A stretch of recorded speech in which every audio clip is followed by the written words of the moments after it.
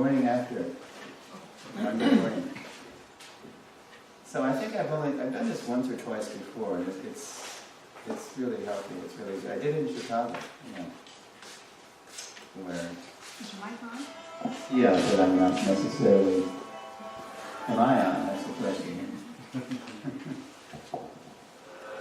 So, whereas after each lesson I said try to focus your questions on the lesson outcome, the learning outcomes, lesson outcome. But now, the reason I say that is because, the tendency for people want to ask anything about anything and everything, not related to the lesson. But now you can. Everything you ever wanted to know about the founder of Acharya, but we're afraid to ask. They have books like that, right? Not that I necessarily know. And this is very often where I learn more stuff. So don't be afraid to challenge what I said, or refine what I said, or balance what I said. So this is how the seminar has improved from my audiences, especially when the senior devotees comment. Okay, so I think what I'd like to do, just to prime the pump, maybe you're already primed, but maybe prime my pump, is it in? Yeah.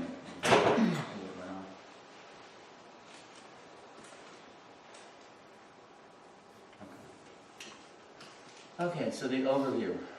The first three lessons were Sambandha, the spiritual masters, the founder Acharya, a special kind of spiritual master, Acharya principle, and then how our Prabhupada exhibited or played that part like no one we know ever has. And that connection.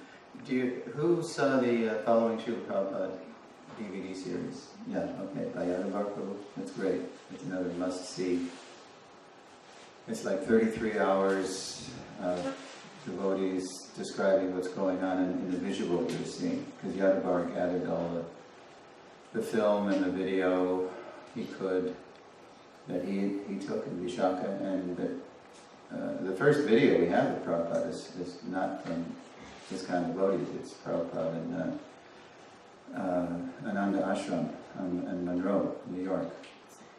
Shot by Susan and Richard Whitty, and it's beautiful, it's great. Because of what they say and what one lady says who was there. She said at the end, when Swamiji was leaving, because they knew it was the last weekend, right? So she said, Swamiji, can I give you a hug? There's another thing, the Gaudiya Sannyasis, what would they have done, Some lady said that. And so she said, Prabhupada said, Swamiji said, why not? Aww. And then she said, but it was one of those Indian hugs, where you barely touch shoulders, and in that brief embrace, I could feel Swamiji's innocence, his purity, his love, and I felt completely safe. I mean, what a testimony, right? This is from Joan Suval. You see the name on the screen. What did you mean it was the last weekend? Well, they were, if you read the Lilamrita, they're going up to see, actually this was 65, before the devotees, yeah. Because he had some relationship with Dr. Mishra, and Dr. Mishra gave a place to stay. And then Dr. Mishra credited Swamiji for saving his life with prasad, because his health was bad, Mishra's health. And then on the weekends, in the fall of 65, he invited Swamiji up to his ashram, his country ashram. And he took all the hoity-toities from the Upper West Side. And they all went up and had a nice yoga weekend, and Mishra would speak. And Swamiji, he invited Swamiji to speak too, but he said, only 10 minutes, Swamiji. Because he was afraid Prabhupada was going to take all his people, And then it was Joan who said, but once Swamiji started chanting, there was no stopping him. So they had this friendly kind of rivalry. Yeah, it was fun. And Prabhupada would prepare a lot of the prasad. And anyway, it's a great memoir. Right, that's the first memoir you see on this series. Jom Subal kind of sets the tone. Okay, and then we did Abhideya, the second section, his mission's roots, his ISKCON branch, his Varnashram challenge, finding our mission in his mission. And then finally, once we've deepened our relationship with Prabhupada, deepened our commitment to the mission, then that qualifies us to deepen our love for Srila Prabhupada, prayojana. That's the Vedantic way of knowing anything. It's knowledge of the relationship, because everything's a relationship. And then acting in the relationship and tasting the fruit of the relationship. So it's Sambandha Abhideya Prayojana. Oop. All right. So...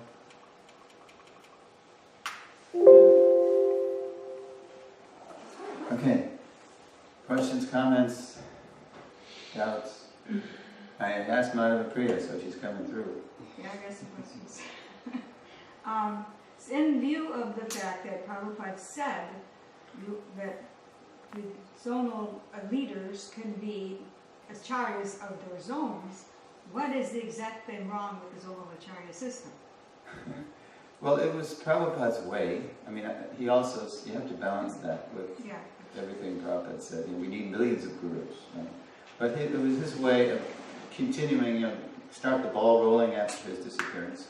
We have to keep, and they were already, because at one point, if you know what happened beforehand, May 28th, it was, whose disciples are they after you're gone? Satsarup Maharaj, representing the GBC. And Prabhupada made it very clear. They're my disciple of my disciple. They're not, and he did institute the Ritvik Acharya system because Prabhupada was incapacitated. He couldn't go around and initiate it and give them the names and the beads. And then they hang that, the whole movement hung on that one word in the July 9th letter. Henceforward. Written by Tamal Maharaj. Yeah, written by Tamal. And hence, if you look up henceforward, it doesn't necessarily mean in perpetuity, but for the foreseeable future. Right?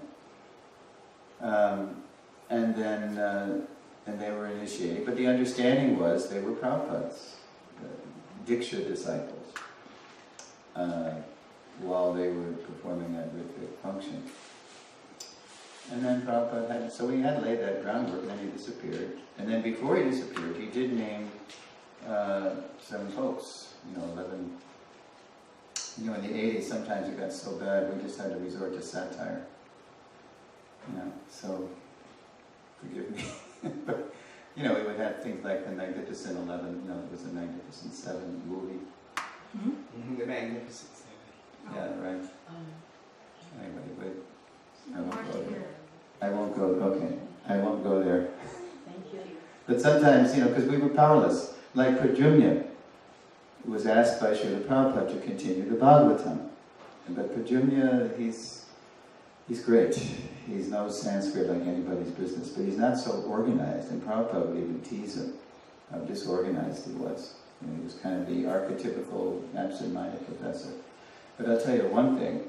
By 79, Pradyumna wrote a letter to Satsarup Maharaj. Maybe you've heard of it or seen it.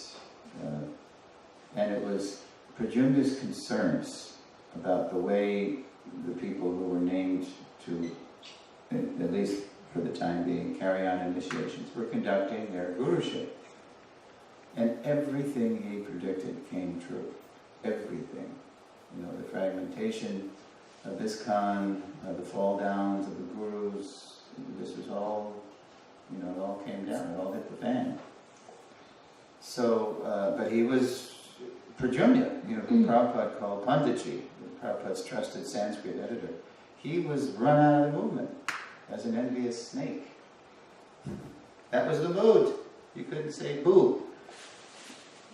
Because up was down, it was Orwellian, as they say, Truth was false, false was truth.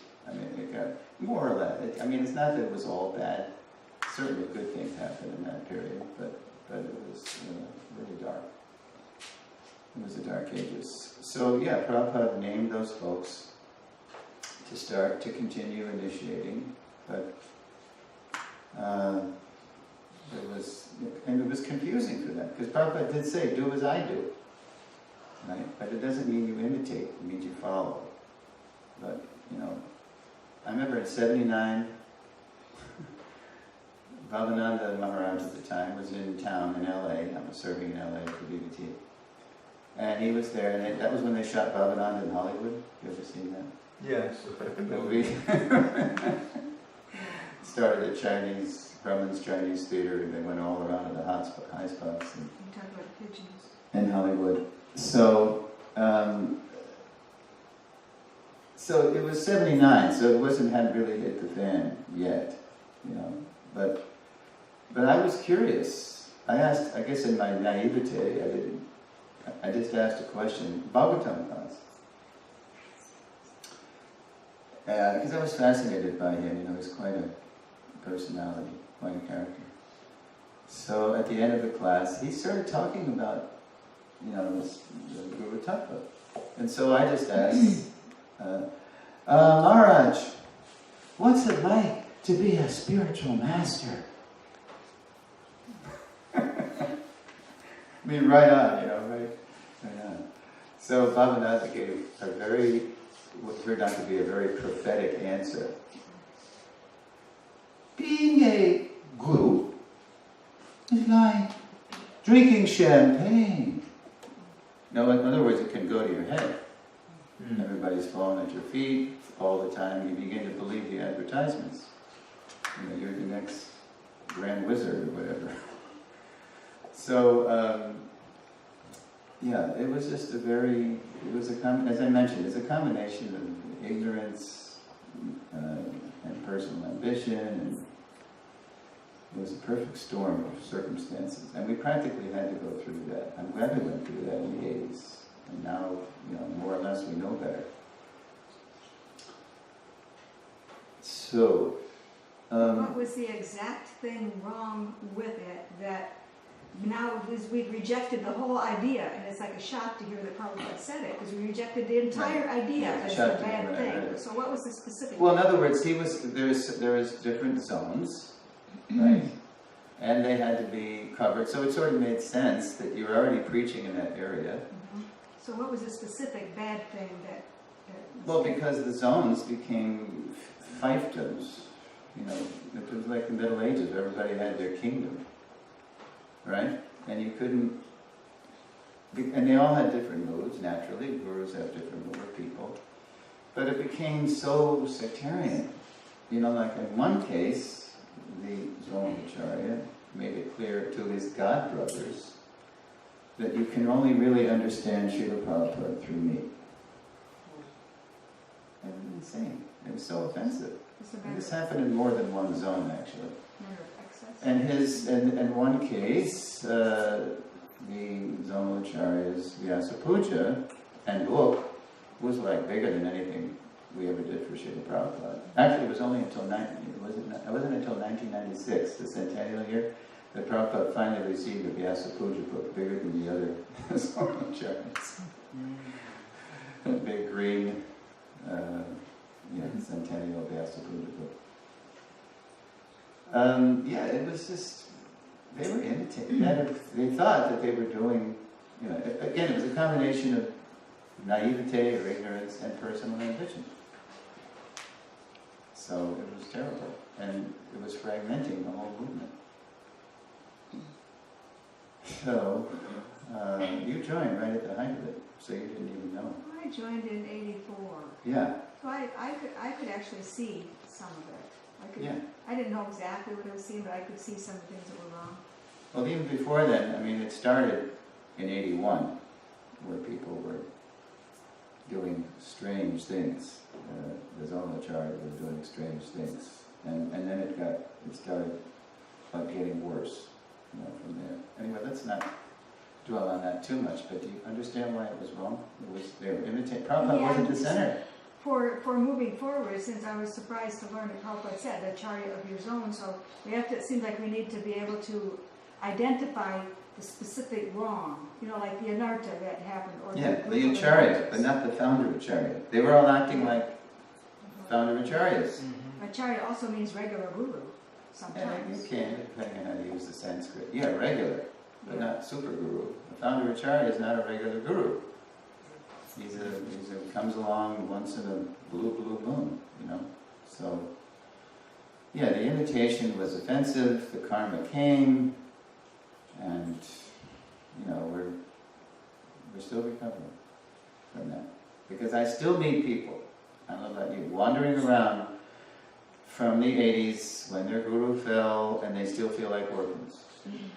Because they didn't have their foundational relationship, core identity with the founder Acharya. They weren't educated like that. You know, that imprinting, when you first come in, is very powerful. And they still have doubts, you know, so they're definitely recovering. Others who just took shelter of Prabhupada, you know, who were, the more you took shelter of Prabhupada, the more you were protected from that. Now, like, for example, and then the phenomenon of reinitiation came in, right? And Prabhupada says in CC 144, let's go there. Or is it on the screen? Oh, it's in my bag. You remember where Kaviraj Goswami, he's saying, I have unlimited Siksha Gurus, I have, you know, my Diksha Guru, Lord Nityananda, and in the purport, it's CC 135, Prabhupada, I need actually more light. You want to turn that? Yeah.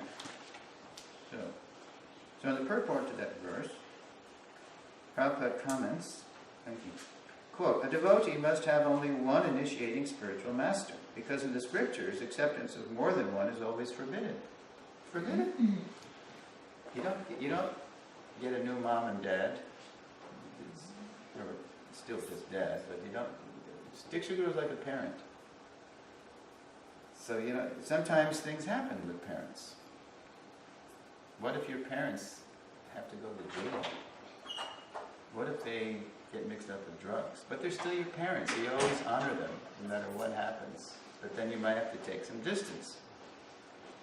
But you always keep that gratitude in your heart. There is no limit, however, to the number of instructing spiritual masters one may accept. Just like when Bhaktivinoda Thakur, he became more attracted to Jagannath Das Babaji. It's not that he started insulting Bipin Bihari Goswami. He just respectfully took a little distance and just got more shelter from Jagannath Das Babaji. There is no limit, however, to the number of instructing spiritual masters one may accept, and their equal potential. Sometimes you get closer to your uncles and aunties.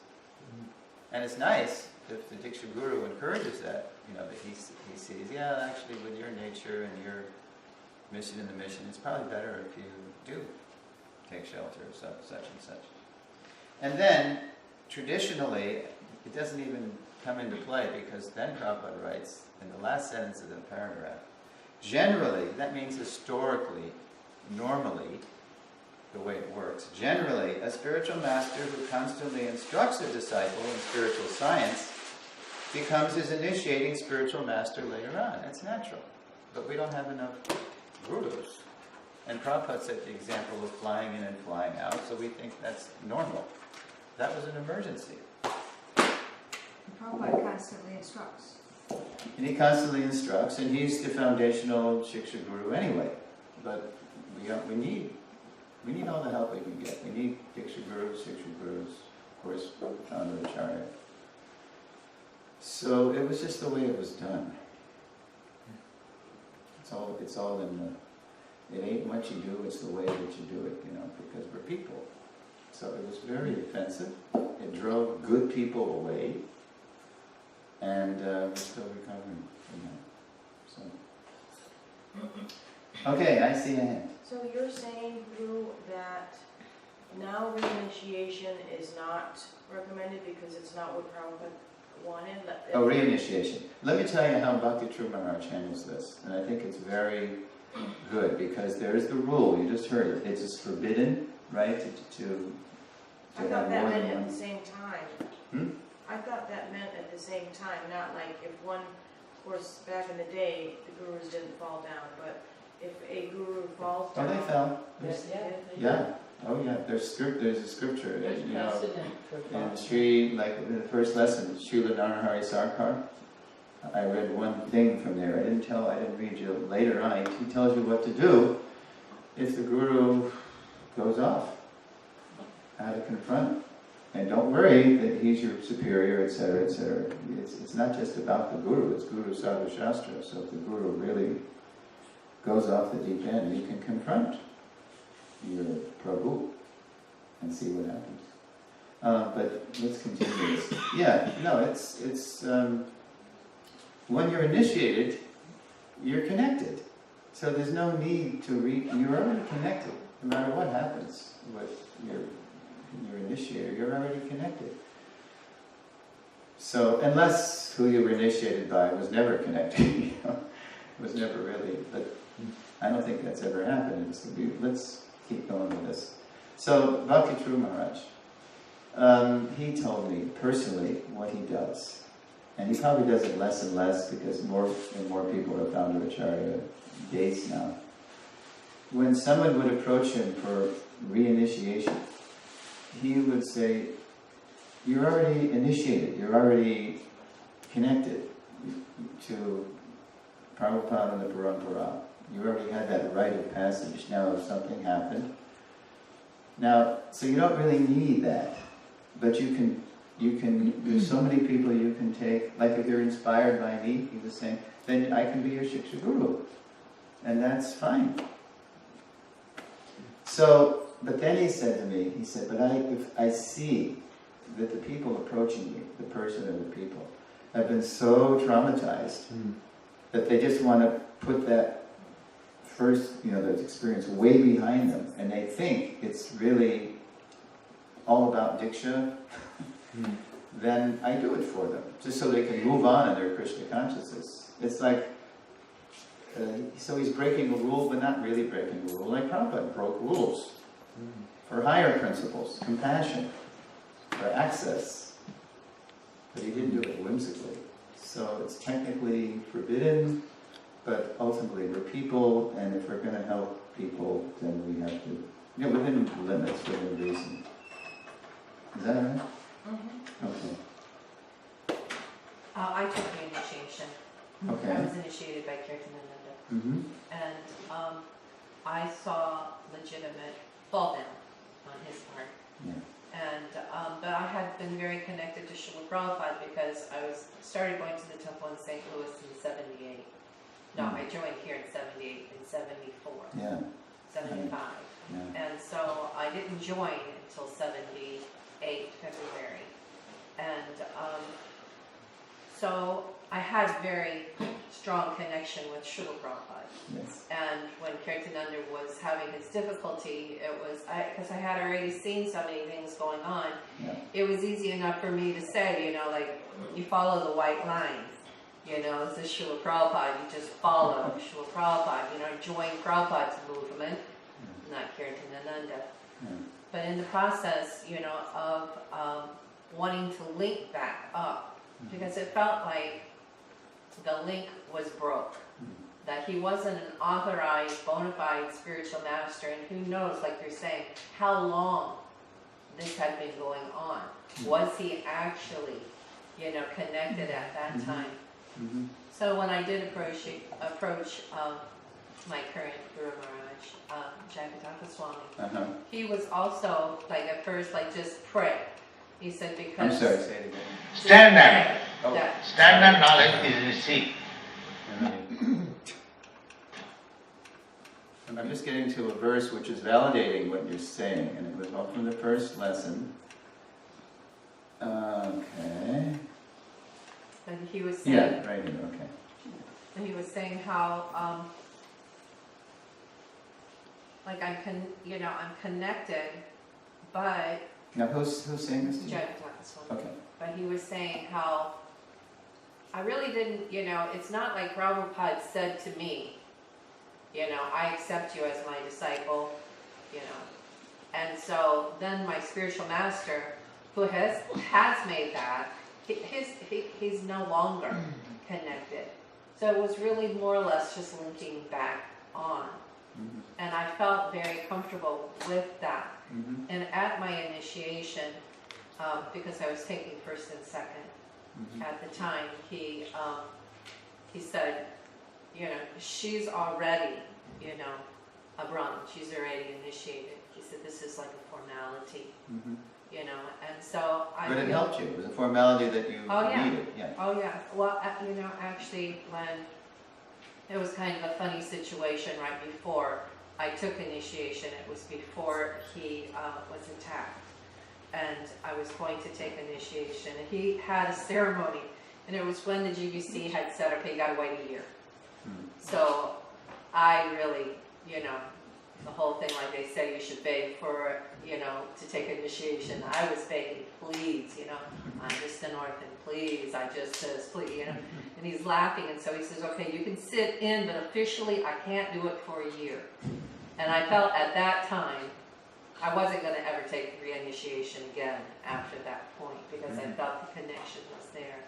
So I do feel that, you know, you could get lost in limbo a little bit by not taking reinitiation. Or, unless you have a very strong, in other words, you're saying in a Diksha sense, because it's been like that from day one. It's all about Diksha. Although in lesson 2, Srila Bhaktisiddhanta made it clear, it's not a Diksha line. So you can either reestablish through a Diksha, that in an exceptional case like yours, or you can just reestablish it through Shiksha, because they're equal and identical manifestations of Krishna. But don't they have to make that commitment to you? Yes, it has to be. so It's not a if casual it's a- thing. So if it's a Siksha Guru, then they say, I will bring you back home, back to Godhead. I will enrich, enhance, and deepen, to put it in my language, your relation. I will solidify your connection with Srila Prabhupada. Because were you here when I talked about how people would write letters to Prabhupada about what happens if I don't make it back? Were you there when I think? Yeah, the disciples would write Prabhupada, what happens? Does the spiritual master really have to come back? Were you there for that? Yeah. So Prabhupada would say different things. Because again, the whole thing, what we're talking about, is procedural. It's external in one sense. It's Krishna. It's Krishna, but he's working through different people to bring you home. I didn't tell this story. This might help you. When I was organizing the research I was receiving, I was getting so much information. I mean, it was very encouraging when I was in Hawaii, when I first met Jesse. Jesse was aware that I was getting inspired to make a seminar way back in 2011. And I got so much stuff, I didn't know what to do with it. And then finally, I did the unthinkable on Talavana Nirjala Ekadashi in June in Hawaii. I fasted completely, you know, from water or food. I never had done that, but I was like desperate because I didn't know how to organize the material that I was receiving. So I was just sitting. Anybody been to Hawaii temple? Okay, so you know Prabhupada's darshan room? No, I'm sorry. Okay, so I was sitting in front of Prabhupada's murti. It's a beautiful murti where he's dictating, and you can also either put the bead bag in his hand or the dictaphone. It's really good.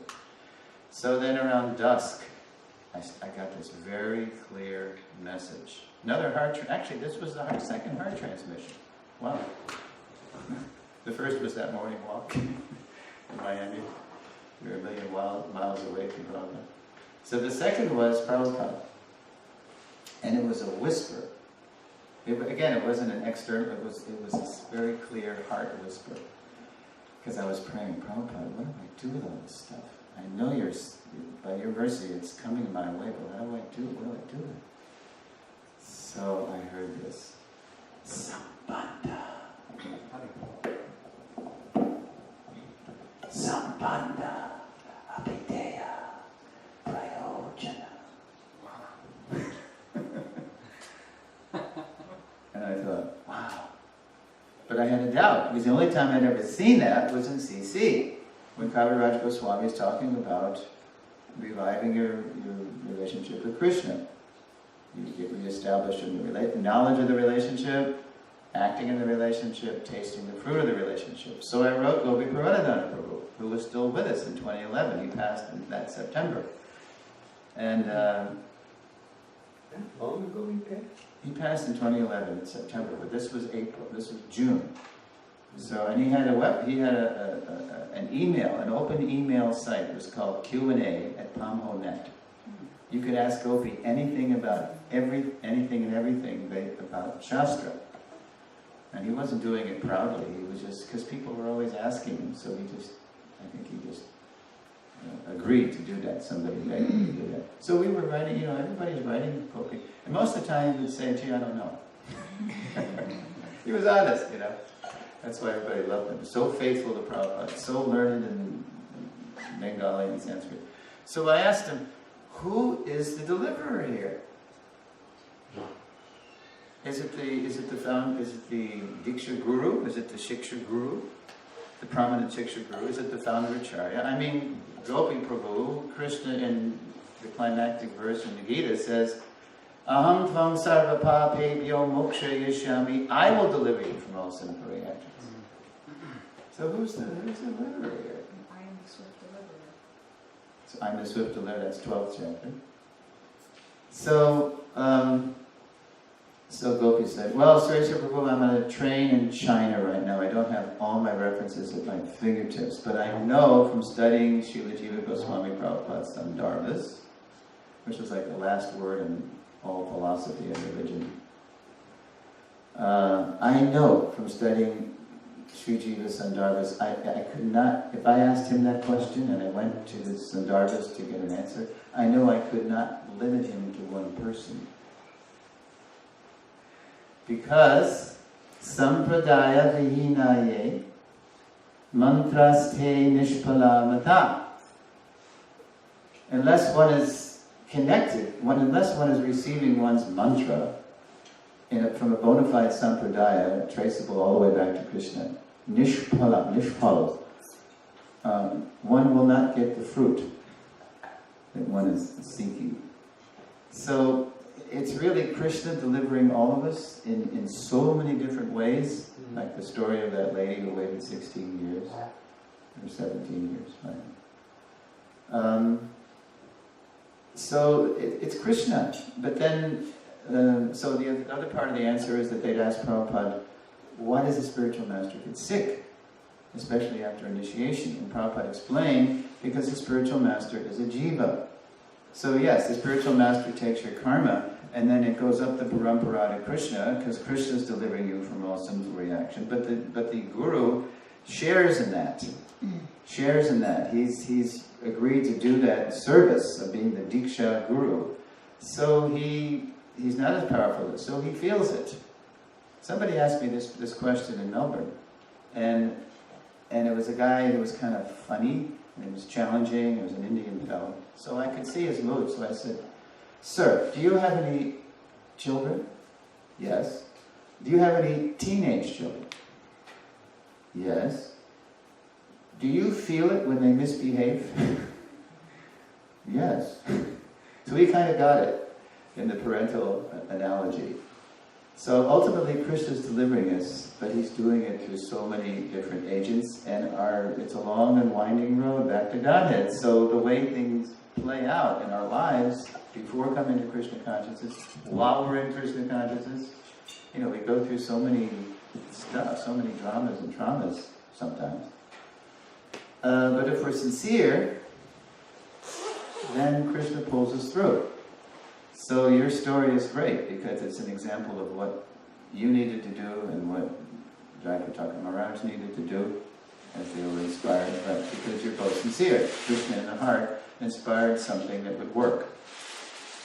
So even though technically it wasn't required, as Prabhupada mentions, right, in Kaviraj Goswami, I have one, I have unlimited, and Prabhupada said it's forbidden in Shastra to take more than, to have more than one distribution.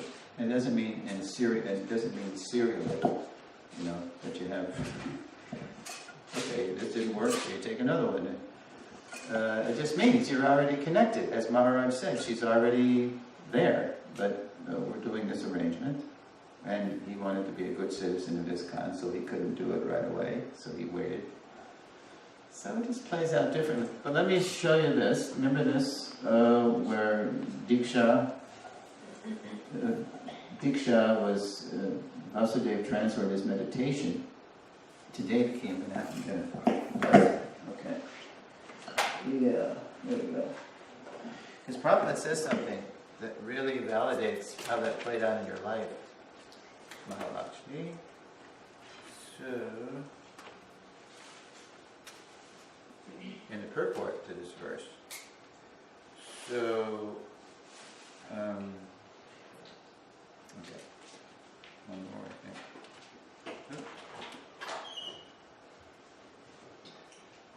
Yeah, okay, so can you read the verse again?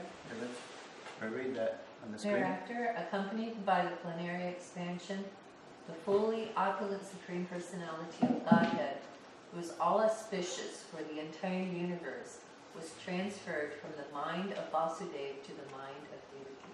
Oop. Go ahead. Oh. Okay, Devaki, let me continue reading. that's right.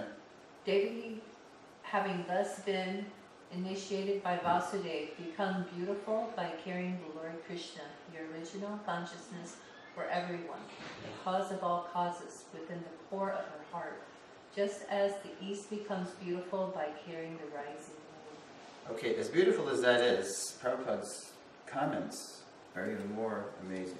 Is that from the purport? No, that's the verse. Right, you were saying the comments. So Prabhupada's purport, in Prabhupada's purport, okay. I'm trying to avoid putting this on the floor. Here, I got it. Push forward. So, anyway, okay, here's the page. So the Prabhupada comments.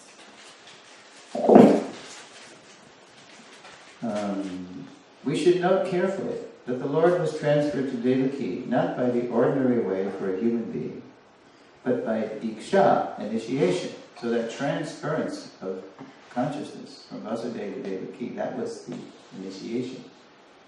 Thus, the importance of initiation is recommended here. Unless one is initiated by the right person, who always carries within his heart the Supreme Personality of Godhead, one cannot acquire the power to carry the Supreme Godhead within the core of one's own heart.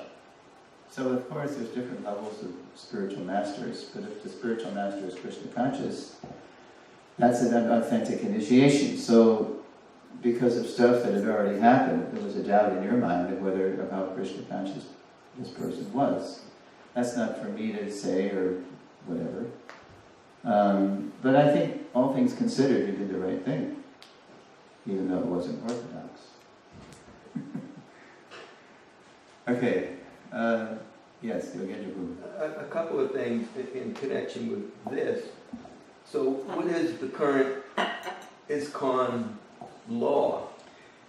GBC Perfect law? question, because of all the things, of all the issues facing the GBC now, that they want us to help them with, this Sabha, this new group, that's number one. Oh, really? After all these years, Guru Tattva is still not clear in the minds of the GBC, in the minds of the devotees. That's why they're still, it's clear to some extent, but there's nothing really, really definitive. And therefore, the other issues, like can somebody initiate in the presence of his guru? There's a whole, so many people who have taken shiksha from disciples of Prabhupada's disciples, and they really want to get initiated. That's natural. Their shraddha is with this person. And, Vaishnavi Diksha Guru, that's another subset of Guru Tattva. And that hasn't been resolved, because the real thing is, do we understand Guru Tattva enough? So, ISKCON, as always, is a work in progress, at the most basic level. The Guru-disciple relationship is foundational. Just try to learn the truth by approaching a spiritual master, Krishna says. He didn't say, approach me, approach a guru. So, we've got to get this straight. We do, it's working more or less, but we can't, it's not good enough. We're going to go forward with confidence. The basic understanding of Guru Tattva has to be there, and Jiva Goswami, by the way, according to Gopi Puranadana, Prabhu points out that Guru Tattva, of all the tattvas, it's the hardest to understand. Really? Yeah, it's the most complicated or sophisticated or complex. I forget what he said. Jiva Goswami said it's the hardest to understand? That's what Gopi said. You were shaking your head. Yes. You got it from the Sandarbhas? Yes. Okay. I haven't read the Sandarbhas. I'm just, I'm assembling things. But I know who I trust, so. Yeah, isn't that wild? And so small wonder that Mlechas, Yavanas, recovering Mlechas and Yavanas, and they're still scratching their heads at the highest levels of management. So I don't know how it's going to happen. We're going to get this right to the as Mahaprabhu is pleased with us. It's like when you see that TOVP, when you go there, you see it rising, and the Gangetic Plains.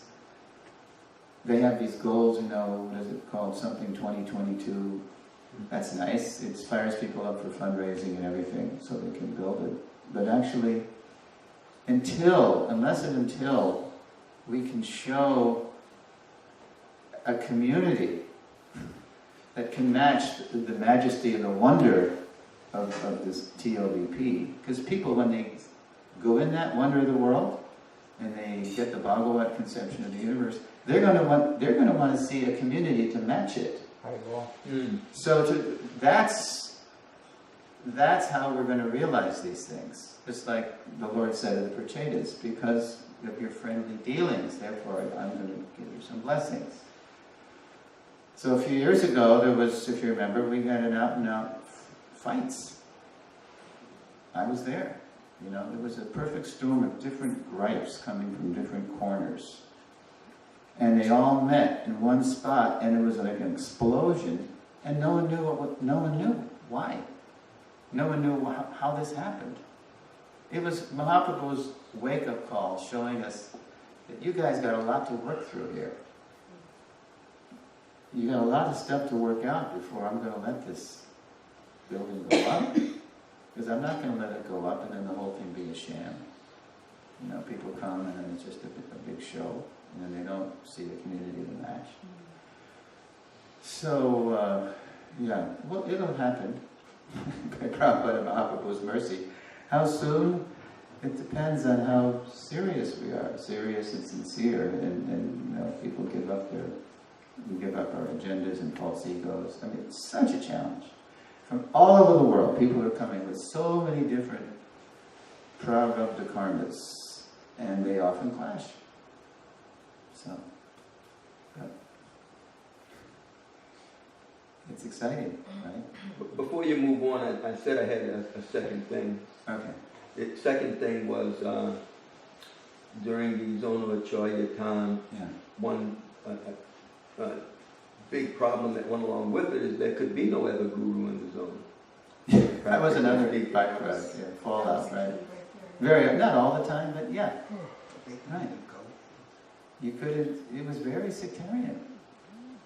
Yeah, it was a turf, somebody's turf.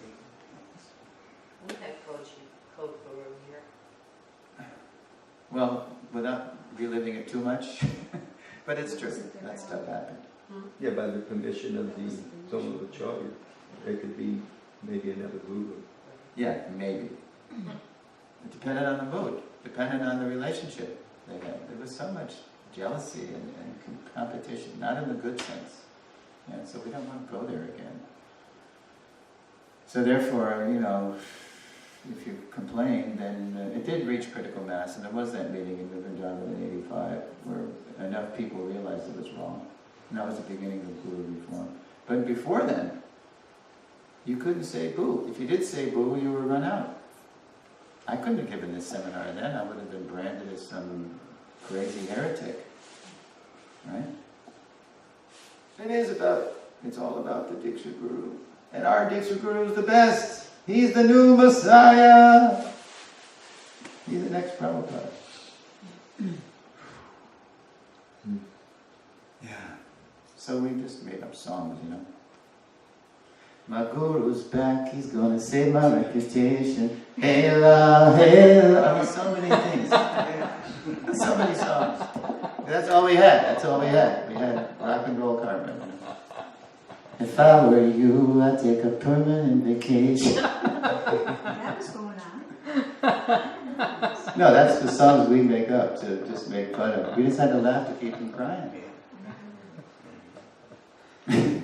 Hey, you know you've been blaspheming?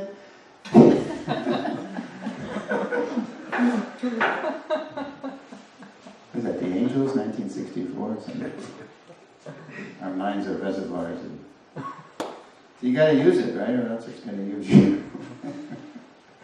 Hare Krishna. Oh yeah, what was it? You know the four things, books are the basis. Crooks are the basis. Futility is the principle. I'm just telling you how we coped, alright? Yeah, fleecing is the essence. Okay, sorry about that, I'm just venting. But it's getting better. I couldn't have given this seminar in 2001. We're still recovering. But it's getting better. We're still recovering. Oh my gosh, you couldn't in 2001, Huh? In 2001? Yeah, I couldn't have sat in my floor and, I mean, we were recovered a lot. Well, I'd have been receptive, but you're talking about my floor. Yeah, I'm talking about myself. Oh, true confession in that sense. I'm one of the people that used to think that Jayapataka Maharaj was part of the problem because of the way he conducted his guruship in the morning. After Mangalarti, he would leave, he would go to the Goshala, and 200 Bengali brahmacharis would follow him around, and I'd think, look at this is crazy. This is still the zonal Acharya stuff. It wasn't until the Maharaja's stroke when I saw what he was really made of. I mean, if I were in his physical condition, what would I be doing? 24/7, I'd just be in some rest home or some sanatorium, or, just totally bodily focused. But sometimes I ask as caregivers,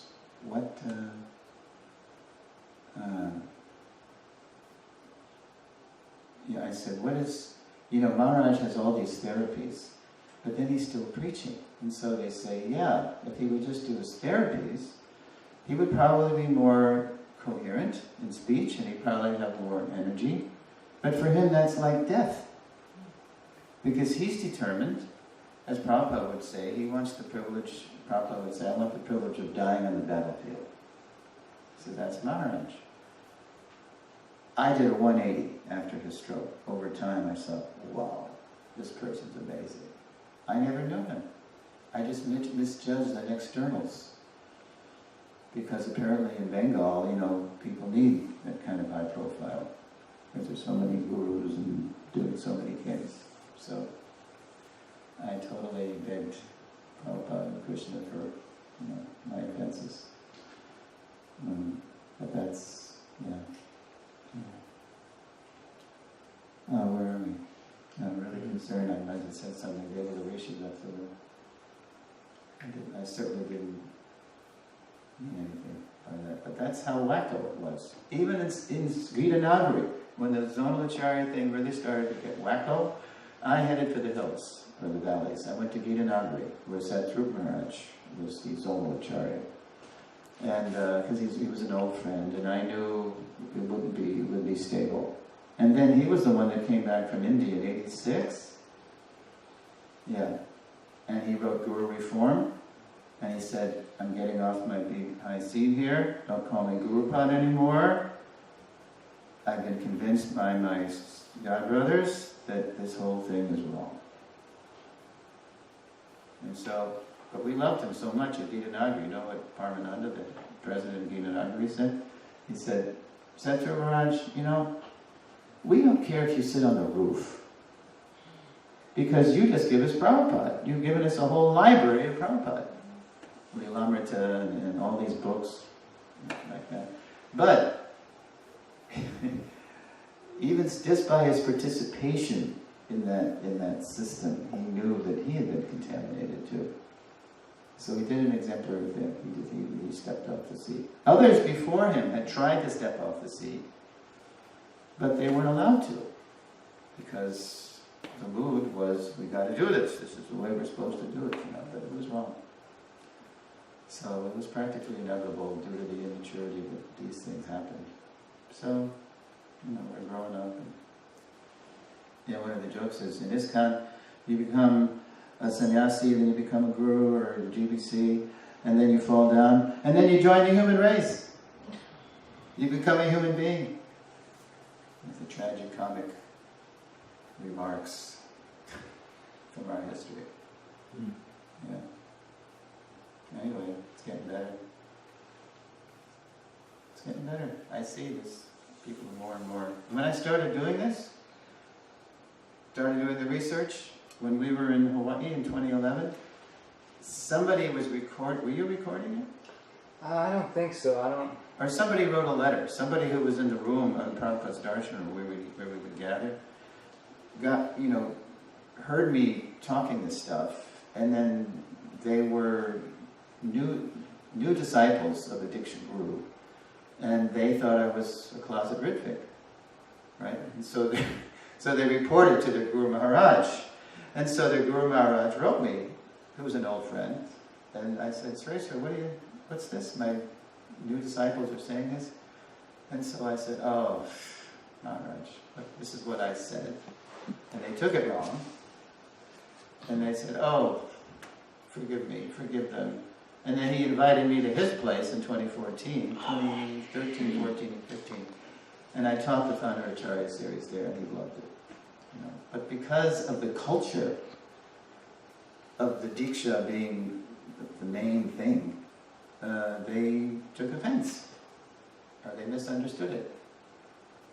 And so when I went to the Guru's place, he said, I'm glad you're doing this. I've been dreaming of something like this for a long time. And I said, well, can you say this? No, he said, better you say it, Suresvara. You say it. You don't have any position or anything. You're not this and that. So, but we're still recovering. There's so many people still affected. When I lived in England when Jayatirtha, this happened to Jayatirtha, and all the fire, and then Bhagavan. And if you were not following blindly Bhagavan, then out. Yeah, so I left England. But so many people still bouncing around. Religion without philosophy is sentiment and sometimes fanaticism. And if you don't understand that the founder Acharya does provide, the foundation of relationship, core identity, then you will. But if you do get it, then what will you do? You won't just say that's about me and Prabhupada. No, you'll find people who can help you. That's like I say. That's what I do. And I'm Diksha initiated by Prabhupada. I need help from whatever generation. Who's going to bring me closer to Prabhupada. That's a guru for me. So, that's the mood we have to be united. Despite the different zone or the God family, we're all Prabhupada Dugas here. Any more? Yes.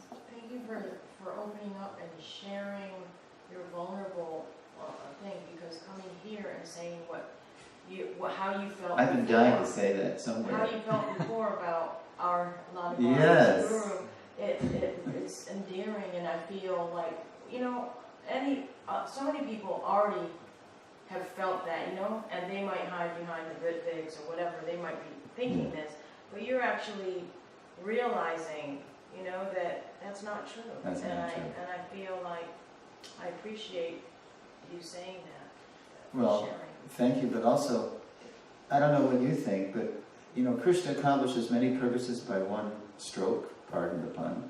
So Maharaj got that stroke. He wasn't supposed to live. I think he's the first one that lived from the massive stroke in the brainstem. Nobody survives that. He's like in the medical books, right? He's the only one who ever survived that kind of a stroke. I don't know. I should start asking God brothers if that gave them a whole different perspective than I've been talking about. Because it certainly did with me. It was so powerful. And it didn't happen right away. Because right after the stroke, shortly after, he was at Bhaktivedanta Hospital. This is where it first started to happen, actually, my attitude toward Maharaj. I went to Bhaktivedanta Hospital. I was there for just a checkup. And so, Jayapataka Maharaj was there. So Madhavananda Prabhu, the head of the hospital, I had an idea. I heard it, Maharaj was there, so I said, Madhavananda Prabhu, can I see Maharaj? I'd like to beg him not to travel anymore. And so Madhavananda said, oh yes, I've been begging him that too. Maybe if he hears it from you, it'll have more weight. Although he's the head of the hospital. And we didn't even know each other, Jayapataka Maharaj and myself. Just, we recognized each other, but we didn't have a relationship. So it was perfect time. He was just between treatments, therapies, and he was in a room in a wheelchair, surrounded by caregivers. And so Madhavananda said, right through that door. So I went in, paid my obeisances, and I said, Maharaj, this is Suresvara Das, your godbrother. And I'm here to beg you not to travel anymore.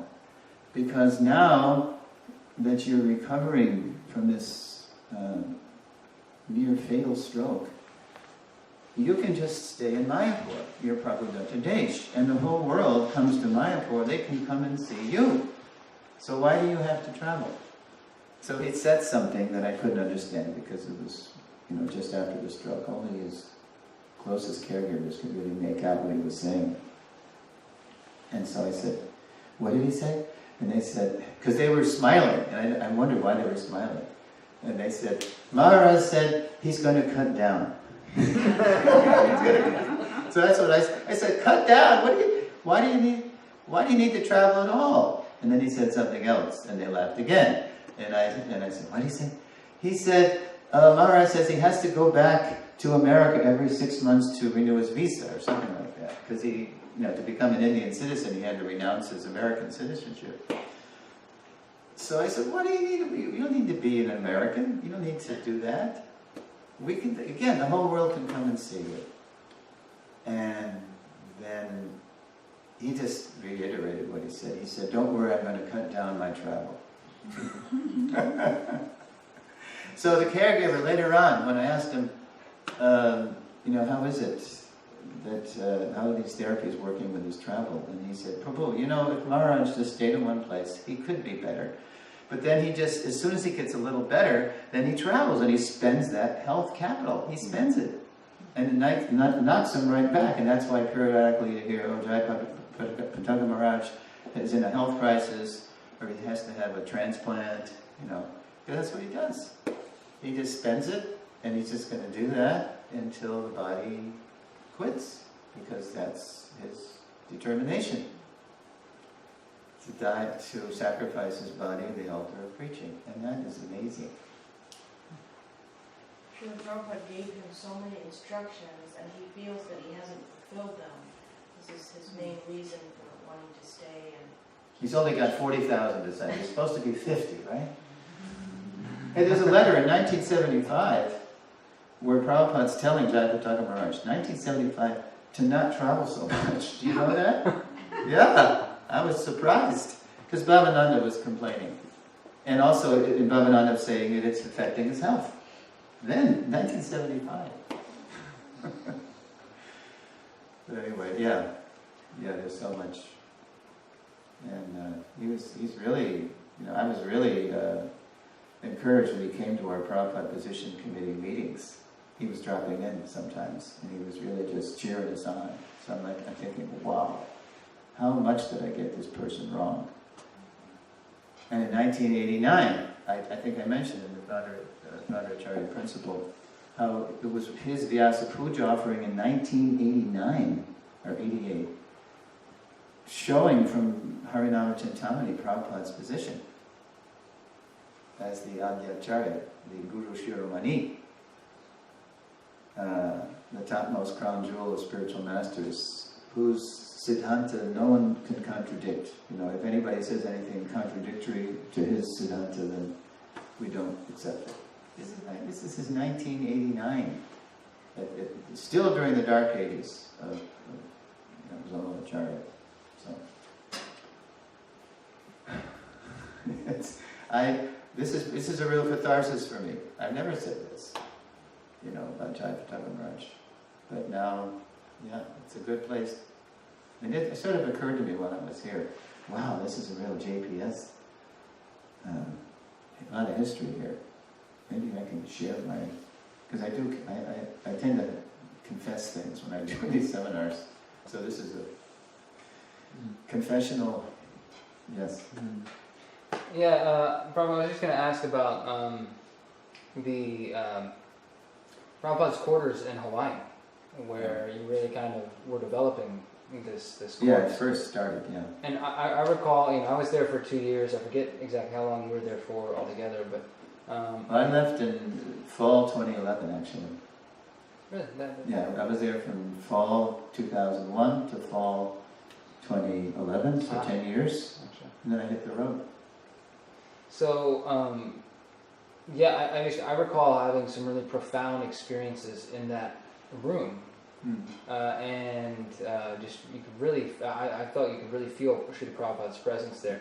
And since you stayed there on and off for 10 years, it sounds like. I mean, perhaps you can relay some of your experiences there, and what it was like, maybe developing this course, with that as kind of your launching pad.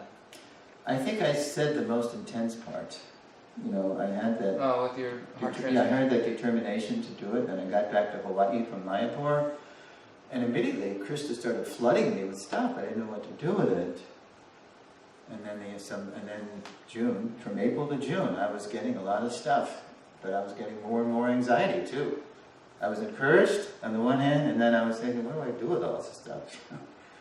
And the way you see the seminar now, the Sambandha Avideya Prayojana structure is still there, but it's really developed.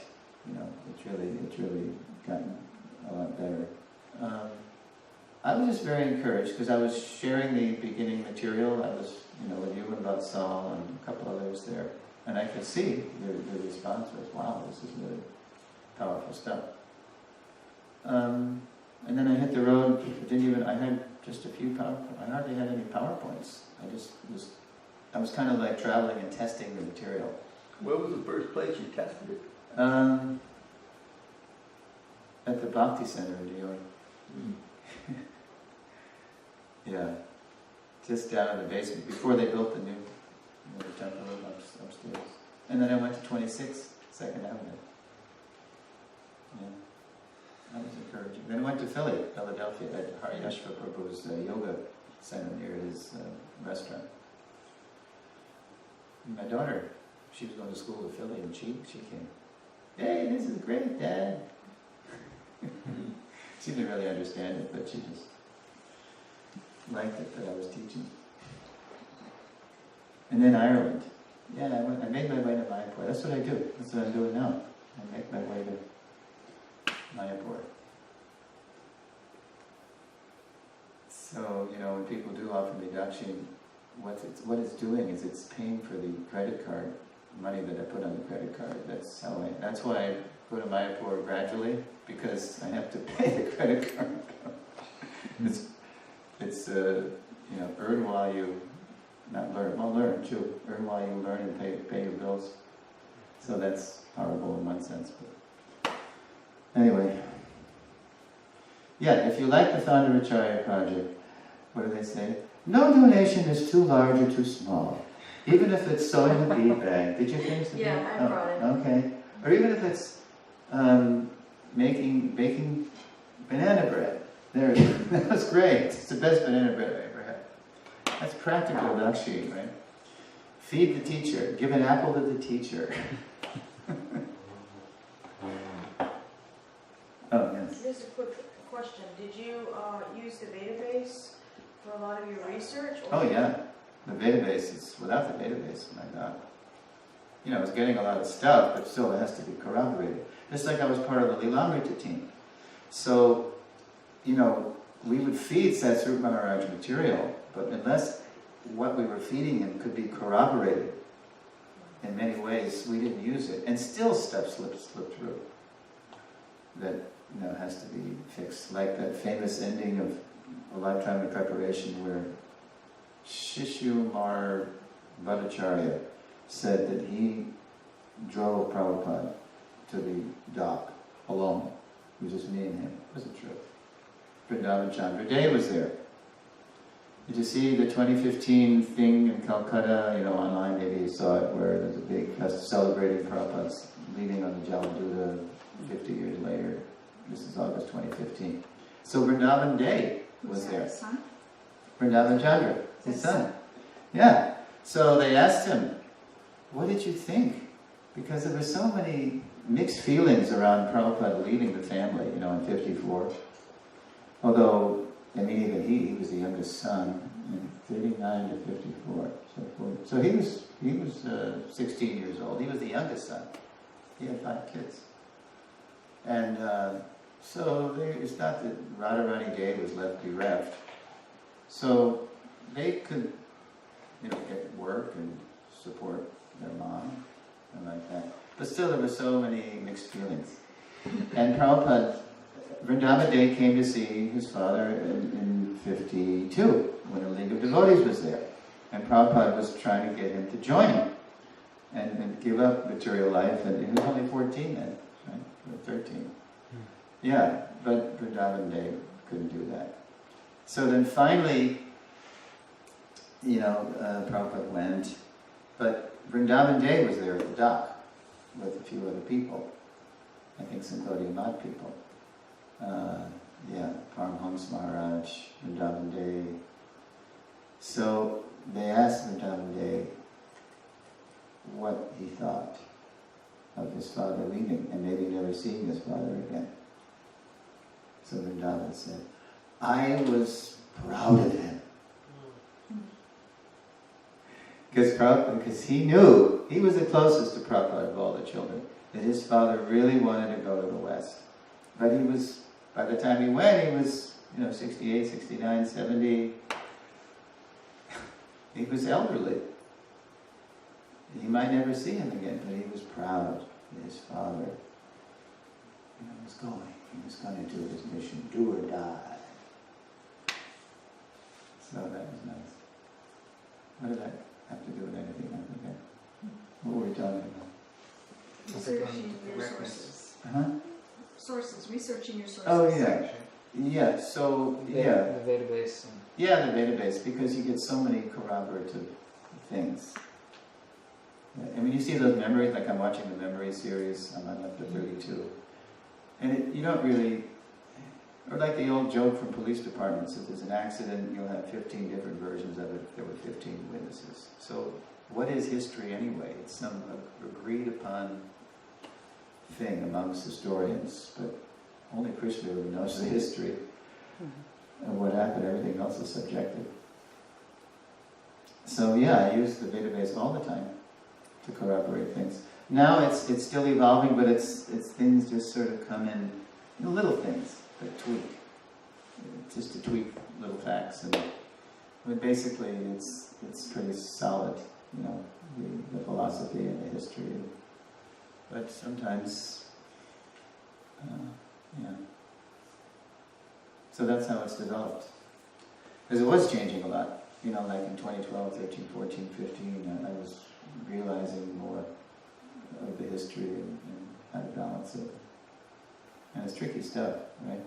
Before I go into a place, I always do a history check. I go, this is where I first thought of Jayapataka Maharaj. I'm going to New Talavana.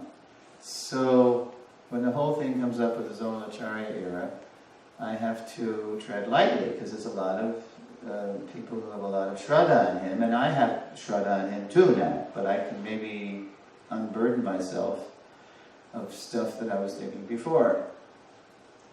So, anyway. Or when I was in Europe, or when I was anywhere. Everybody has had, if they were in ISKCON, then a different experience. Yes?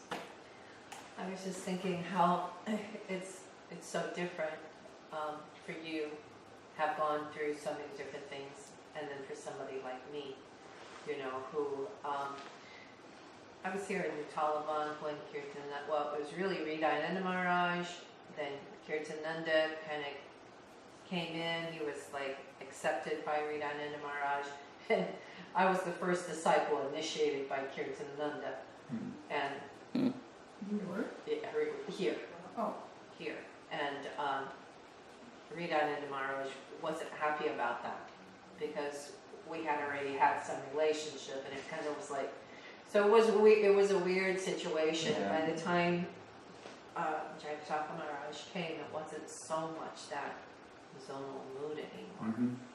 But one thing I was going to say is that it almost seems like part of this mood is really something that needs to be discussed, you know, with the GBC and things like that, because I feel like almost if I didn't have like my own feeling, you know, my attachment to Srila Prabhupada and also that my Guru Maharaj, like I might be thinking like, you know, kind of a little bit of in limbo now, you know, instead of feeling secure.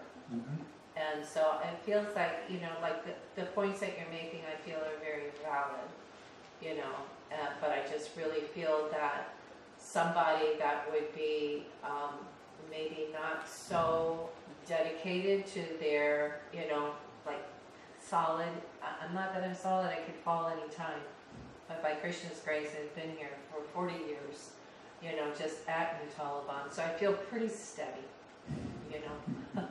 Not like, You are my guru. not that I feel like there can't be a fall down at any given time, you know, just in a moment. But I feel solid in some ways. And so I feel that somebody that maybe is not so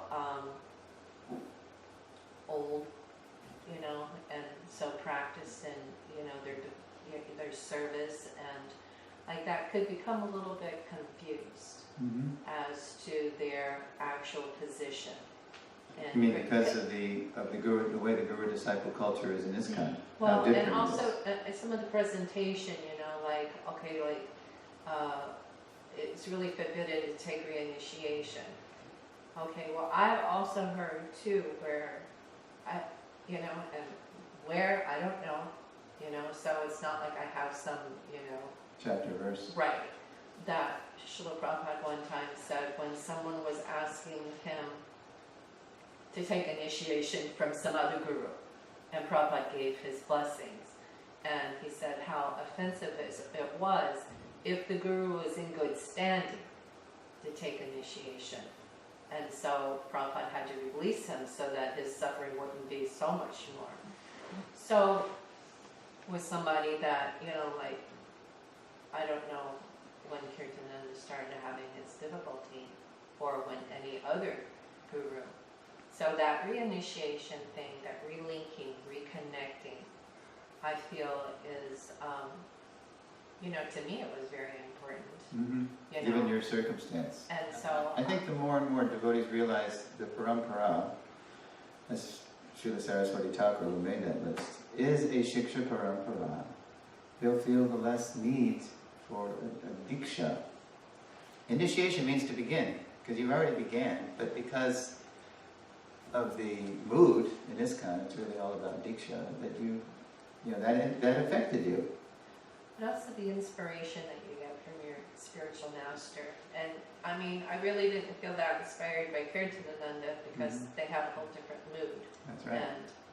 But when Jayapataka Maharaj came, he came 2-3 times a year, you know, and I mean, it was like, New Talavana was vibrating when he was here, you know. He did special things with his disciples to deepen their conviction in Krishna consciousness, their attachment to Srila Prabhupada, you know, world preaching and things, you know, traveled with him on any safari, the amount of preaching that you were trained to do, it's amazing.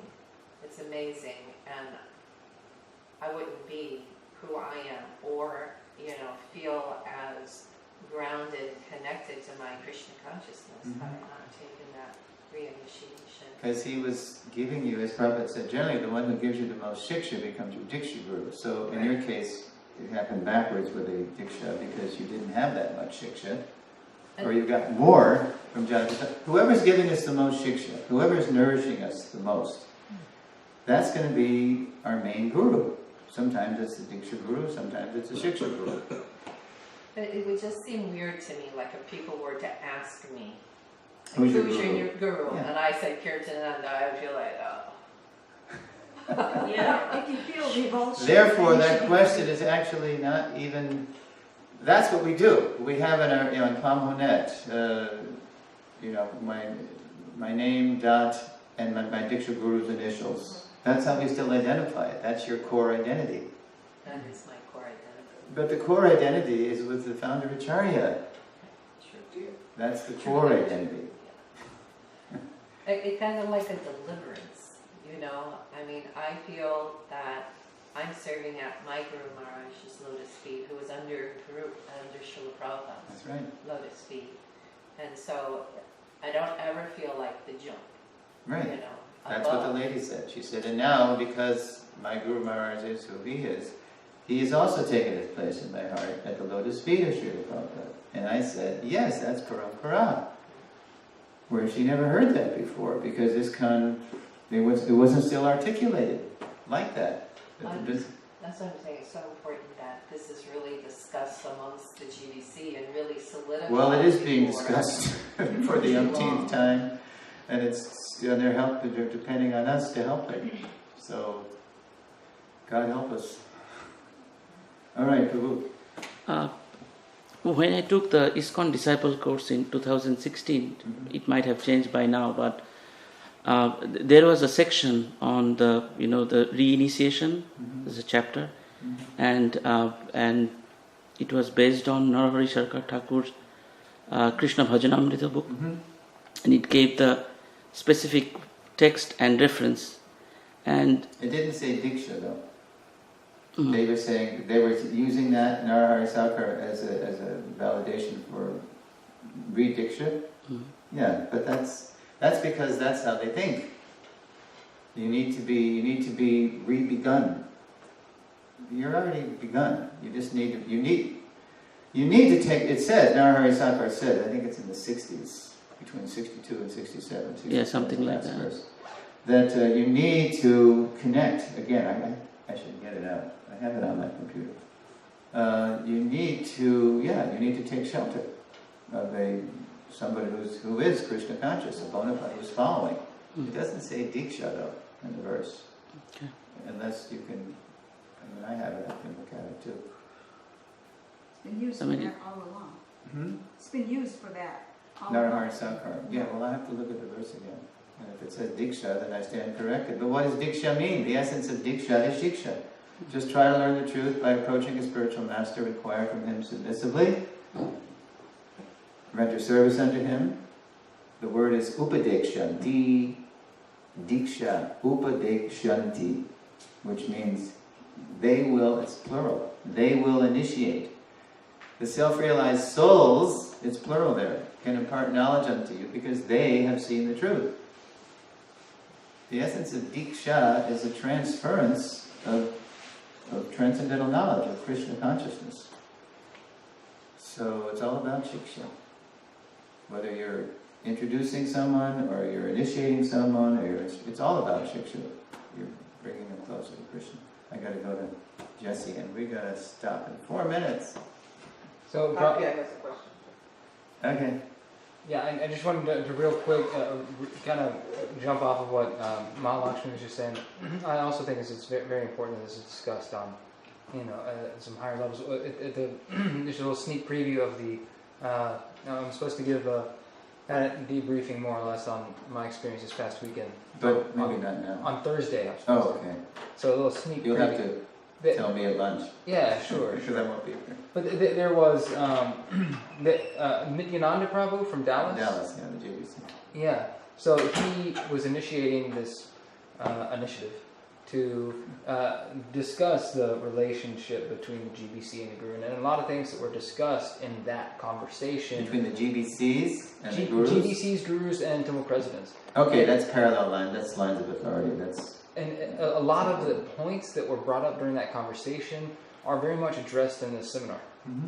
And so, yeah, I would love for you to get involved with that if there's some way that can happen. So I'm just Involved where? Oh, with the GDC? well in that conversation. Just get involved in that conversation. We will. We're going to Mayapur. We're meeting them.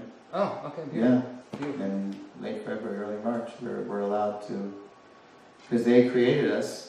They created their own check and balance baby. What's the name of that group again? Sabha. Sabha. Spiritual Advisory Bhagavad Assembly. This is the age of acronyms. They certainly created that, but that's only after they, had some part in the demise of the Temple Presidents acting as That's right. They created it because they rediscovered the fact that Prabhupada started it, and Prabhupada started it because it came from the TPs when they rebelled against those bad resolutions that the sannyasis pushed through. And Prabhupada liked it, and he continued it, and then he got lost in the zone of Acharya era, right? So, yeah, we're going to see big time. I mean, face to face. I'll be at the Vatican, I'll be in Mayapur. And the GBC is not a monolith. GBCs they have so many different opinions. Some are more like managers, some are more like sadhus, some are more, right wing, left wing, whatever. So I'm sure it's not going to be resolved, but at least we're going to get to know each other a little more. All right. Katya. Yeah, I want to ask a question after hearing what Mahalakshmi Mataji was saying about Kirtananda and Jayapadaki Maharaj. So, when we say that Guru is as good as God, it is only for his disciple, or how to understand this? I mean, any bona fide guru. So how do you tell that? That's why I say don't rush to judgment. First get to know Srila Prabhupada. And it doesn't mean your guru is going to have to be on his level, but he's going to have to be purely reflecting Srila Prabhupada, at least in one or two or three aspects. So it's not only for example, I have a guru and only for me he's as good as God, or it's for Well, it should be like that, just like a parent. Just like I said in lesson 2, when you're young, when you're a little kid, your parents are everything, right? Your mom, your dad, your whole world revolves around them. But if they're good parents, they're going to introduce you to the even greater people, but they're still your parents, right? So they're going to introduce you to the great acharyas, as Rupa Goswami put it. There's regular gurus and there's great acharyas. Same in quality, but vastly different. In power, shakti, yeah. So what was the question? So I mean, when we're saying that Guru is as good as God, it is in fact only for his disciple, or for... Yeah, because he's giving you God. He's representing God. And she's wondering talking about is it just for the disciple or is it for everyone? Yeah, and everybody else can see disciple. what's wrong with him, but the disciple is not supposed to see anything like that? Is that what she's asking? Well, we're not fanatics either. In the purport to Just Try to Learn the Truth verse, Prabhupada says, significantly, both blind following and absurd inquiries are condemned. We should ask questions, which is going to help us advance in Krishna consciousness, devotional service. And we shouldn't be blind. We should see... The reason we think the spiritual master is as good as God, because we see how everything he's saying and doing is consistent with the sadhu and the shastra. He's not in isolation. It's a triad here. It's like in construction, the triangle is a very solid geometric shape. You see so many, like railroad trestles, they're made with triangles. It's a very solid shape. So Guru Sadhu Shastra is our check and balance triangle, which reassures us that the Guru is bona fide. Otherwise, Narahari Sakar says, if he starts saying and doing stuff that's blasphemous or inconsistent with the sadhu and the shastra, then he's got to be confronted. And then even if you do have to move on from that person, you pray for that person's rectification. You don't go on your high horse and start blaspheming him all over the place. That's not Vaishnava either. So, Yes, good as God. And it's natural that every God family is going to have some sub-mood. Like the founder Acharya has, like I said, has so many aspects to Prabhupada and his mission. But then a God family will have an aspect of that mission. I mean, he'll have something of all of Prabhupada's aspects, but it'll be especially focused on some aspect. Like Jayapataka Maharaj with his congregational ministry. That's a real focus. That's great. That's how the Vaishnava family is going to expand through Bhakti Vriksha and stuff like that. So, okay, it's 9, and someone has to give me Deva Rishi's email. Okay. So I can reach out to him, because I'm afraid I did it again. Well, maybe Mother Haridwani too. She also kind of. No, she wasn't here when he mentioned it. No, she left right before Devla. She Yes. left right before Devla. She didn't hear, but I don't think he said She was anything. making the garlands, and right before Devla left, she left. It's when I started doing my antics, singing old songs. And Yeah. What did you But do? that was probably it. I didn't feel anything that was off. Well, it depends on your experience and what you're picking up from me. If I'm being something crazy or proud or whatever. So I didn't do this in the Mayapur recordings, because I just sort of kept my nose clean and said what I had to say. But it's here. It's so nice here. I feel like I'm just among friends and relaxed, and so I tend to, say too much. But it was really a coping tactic. I'll tell you, it was too much. It had to go. That's all Acharya stuff. So maybe he felt I was sliding, Maharaj and Mother Haridwani may have thought that it was overboard. And with the way I was she speaking can be a little bit judgmental sometimes, Well, that's how we are. We tend to, our false egos get in the way. So my apologies, but I want to Great job, Prabhu.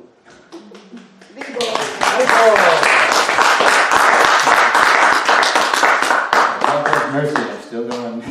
I was telling my husband that we should have you here every year. Jai. Because my balloon brain can only conceive sound, so. I told you I'm a one-trick pony, though. I don't have. Because hear this more and more, It's the only series I have. Well, you're now developing an Isha Upanishad series. Well, no, I did that last year, and then I'm doing Nectar of Instruction. Oh, so I'm trying Nectar of Instruction, right? Yeah. Yeah, I wasn't happy with this punishment. Look at this! Practical. Oh, wow, this is pretty slick. A donation inside the bead. It's rule. Thank you. You know what I should do now? Thank you. I want when I said pass the hat, I was literally meaning. So here it is, folks. Pass the hat. Now we're going to have breakfast. No, it's been great being here. I am going to come back in 2 weeks from tomorrow. I'll be here in the morning. By the way, I'm wearing my airplane clothes. Oh, yeah. Because the day before I leave, I always wear what I'm going to wear in the plane, so I don't have to, I always have to travel clean. That's one of my, what do you say, obsessive compulsive things. So I'm going to do the last laundry and ironing today. Anyway, I'm on the air with that. This is all going to be on the air, right? You got to be the editor. Has it all the previous ones have gone online already? All the bad jokes and The songs? the stuff. So this one will go online later on today, and then the whole series will already be on our YouTube channel. Okay, so if you don't like what you hear, folks, write your GBC. Tell them Suresvara is really going off the rails. Okay, Srila Prabhupada. Jai.